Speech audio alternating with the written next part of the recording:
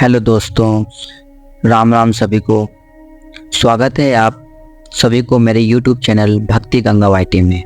आज हम आपको शंकर भोले बाबा की कहानी बताएंगे, जो एक महान पुरुष थे।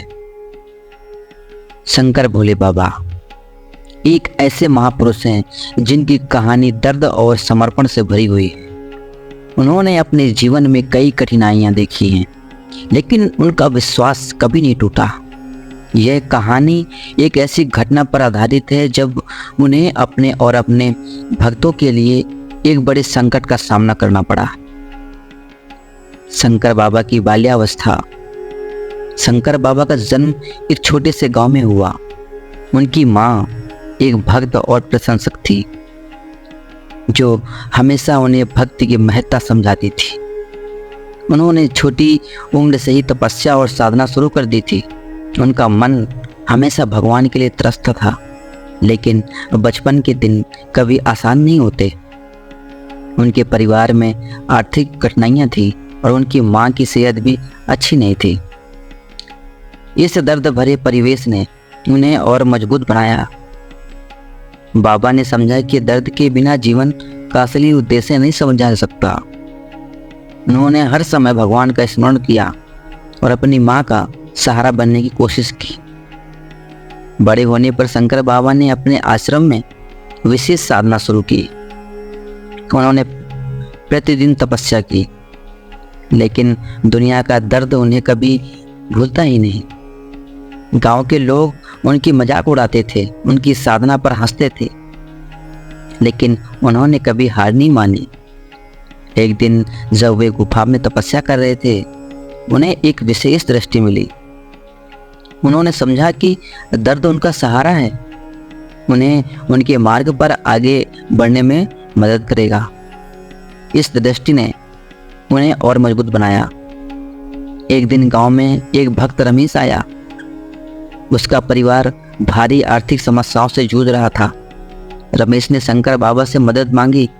उसने कहा, बाबा, मेरी माँ बीमार है और मेरे पास कुछ नहीं है, मैं क्या करूं? बाबा ने रमेश को समझाया, दर्द को समझना होगा। हर दर्द के पीछे एक सीख होती है, और जब हम दर्द को अपनाते हैं तब हम उससे आगे बढ़ने की शक्ति पाते हैं। रमेश ने उनकी बातें सुनकर सोचा, लेकिन दर्द के साथ जीना उसके लिए कठिन था। बाबा ने उसे समझाया कि दर्द सिर्फ एक भावना है और इसका सामना करके ही हम जीत सकते हैं। फिर एक दिन एक बड़ा संकट आया। गांव में भूकंप आया, जिसने सब कुछ तबाह कर दिया। रमेश और उसकी मां को इस संकट ने भयंकर से भयंकर प्रभावित किया। बाबा ने देखा कि लोगों में भय और उदासी है। उन्होंने समझा कि अब उन्हें भक्ति और समर्पण से भक्तों को संभालना होगा। बाबा ने गांव वालों को एकत्रित किया और कहा, यह दर्द हम सभी के लिए एक परीक्षा है, हमें मिलकर इसे जीतना होगा। भगवान हमारे साथ हैं। बाबा ने भक्तों के साथ मिलकर एक यज्ञ किया। उन्होंने उन्हें भक्ति और श्रद्धा से भरा। रमेश ने देखा कि बाबा के साथ सभी लोग मिलकर काम कर रहे हैं। इस दर्द भरे पल में उन्होंने एक दूसरे का सहारा बनने की कोशिश की। इस समय से रमेश को दर्द को समझने की शक्ति दी।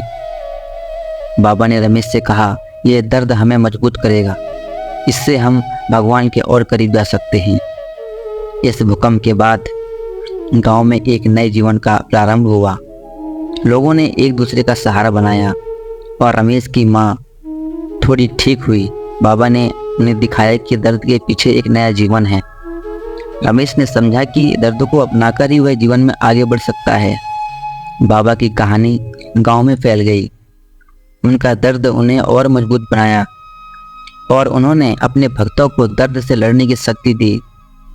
अंत में शंकर बाबा ने अपनी अंतिम यात्रा की। उन्होंने देखा कि उनका परिवर्तन उनके भक्तों में दिखता है। उन्होंने सबको समझाया कि दर्द से कभी डरना नहीं चाहिए। हर दर्द के पीछे एक सीख होती है जो हमें और मजबूत बनाती है। उनकी कहानी आज भी लोगों के दिलों में है। दर्द को अपनाकर जीना भक्ति का असली उद्देश्य है। यह कहानी आपको दर्द भरी लेकिन जो प्रेरणा देने वाली दृष्टिकोण प्रदान करती है। अगर आप इस कहानी में और कुछ नया चाहते हैं तो हमारे चैनल को सब्सक्राइब करिए और लाइक करिए और कुछ सीखिए।